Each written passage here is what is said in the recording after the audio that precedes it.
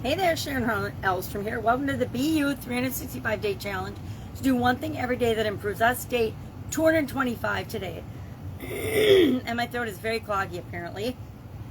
Today we've got a card. I selected a card since we just finished up the SOAP framework yesterday. I hope you're making progress and moving to fill the gap between where you are and where you want to be with respect to the specific area of confidence that you decided to work on and apply the SOAP framework to. Well, today our card is about pivoting, which we all got a lot of opportunity and chances to do over the last couple of years, especially with the COVID pandemic and things. And either people changed a little or pivoted or did something different than they've done before, or some people were actually business as usual. There are a lot of industries that were untouched by the pandemic because they were essential workers. My son-in-law, for example, is a lineman for the power lines, and he worked throughout the whole pandemic because of it being an essential worker situation. So what does this say? What is pivoting and how can we use it? And what are we going to do about it today in terms of how it impacts our confidence, the influence it has on our confidence? Everything that we experience has an impact on our confidence. We get to decide what that impact is going to be. So our card today says, I can pivot under any and all circumstances. I can pivot under any and all circumstances. If you believe that, your confidence is definitely high. Let's see what the back says. It says, you have the ability to pivot under any and all circumstances, but most of you are habitual in nature and your patterns are so well entrenched that it takes the fastest path to the joy you seek is for you to take your pivot as you sleep. So that was a very choppy sentence, sorry. Basically what it's telling us is we get in our own ways when it comes to making decisions and choices and choosing to make little distinctions and little changes and habits. But if we choose to do those pivots, and I'm going to talk about how to do that in the rest of the card, in our sleep, we're much more likely to actually take the pivots, take the chances, step out of our comfort zone, do the things we need to do and want to do, but without the chatter of our conscious mind getting in the way. So it basically says most of us are so entrenched in our habits and patterns that we're not going to reach joy and happiness if we keep doing what we've always done, right? If you're not feeling exactly like you want to feel your desired outcome right now, it's because of the things that you've done in the past or thought or felt or believed in the past. So by reaching for good feeling thoughts before you go to sleep and then experiencing the benefits of the quiet mind that occurs while you sleep, and then upon waking immediately turning to good feeling thoughts, you can accomplish ultimate pivoting experience. So basically this is telling us to, instead of trying to make all the changes consciously and forcing them while you're awake and your conscious mind is chattering and telling you, well, you can't do that, you've never done that before.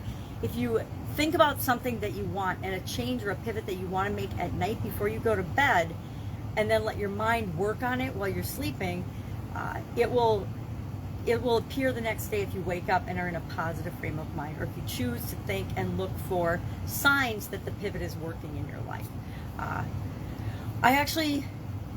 I haven't done this in order to make a pivot or a change. I'm going to try it tonight because I think it's an interesting concept.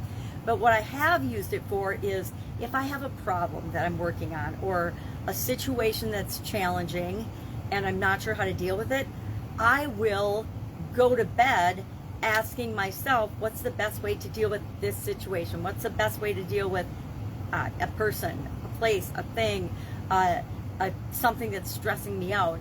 And it's amazing how often my subconscious will just work on it while I sleep. In the morning, I'll wake up with the exact right solution, the best solution for me, the exact thing to say and do in order to get through a tough time. So I suspect it's going to work with pivoting as well as it does with problem solving. But it's worked with me, I can't even tell you, hundreds and hundreds, if not thousands of times. I've gone to bed with a challenge or a worry, a doubt or a fear, and asked my subconscious while I sleep, what do I need to do? And actually I ask it now, what do I need to do next about this situation? Instead of thinking it's going to all resolve itself in one step, which isn't always realistic. Sometimes it does, sometimes it doesn't, depending on the situation, the relationship, etc. So today, I changed my mind while we're talking. What I was going to do is ask as our action item, have you pivoted in your life and what impact has it had on your confidence? And so I started listing out some of the events and things that have happened in my life that have been big changes and big challenges.